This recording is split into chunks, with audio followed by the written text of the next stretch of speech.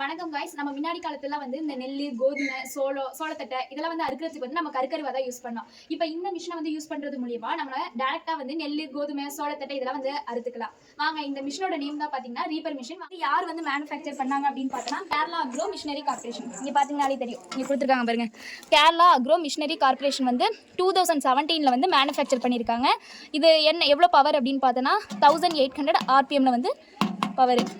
இப்போ நீங்கள் ஏதாவது மாட்டு பண்ணை வச்சிருந்து அதுக்கு வந்து சோளத்தட்டெல்லாம் போட்டிருப்பீங்களா வயலில், அதை வந்து அறுக்கணும் அப்படிங்கிறதுக்கு நம்ம தனியாகவே வந்து வேலையாட்கள் தேவை. அதே மட்டும் இப்போ நம்ம கருக்கருவாலாம் வச்சு அறுத்தோம் அப்படின்னா ரொம்ப நேரம் வந்து எடுக்கும். இந்த மிஷின் வந்து யூஸ் பண்ணுறது மூலமா கரெக்டாக வந்து 1 மணி நேரத்தில் வந்து 1 ஏக்கரை வந்து இந்த மிஷின் வந்து கவர் பண்ண முடியும். இந்த மிஷின் பெஸ்ட்டு தான். இதோட வந்து அட்வான்ஸ்டு மிஷின்ஸ்லாம் இப்போ வந்துருச்சு. இருந்தாலும் வந்து இது பெஸ்ட்டாக தான் இருக்கும். ட்ரை பண்ணால் பெஸ்ட்டாக தான் இருக்கும். நன்றி. இது மட்டும் விவசாய தொடர்பான கருவிகளை பற்றி தெரிஞ்சுக்கணும் அப்படின்னா நம்ம சேனலை மறக்காம சப்ஸ்கிரைப் பண்ணிக்கோங்க. எனக்கு தெரிஞ்சதை உங்களுக்கு சொல்கிறேன், உங்களுக்கு தெரிஞ்சதும் எனக்கு சொல்லுங்கள். என்ன மிஷின் அடுத்தது போடலாம் அப்படின்னு கமெண்ட்டில் சொல்லுங்கள்.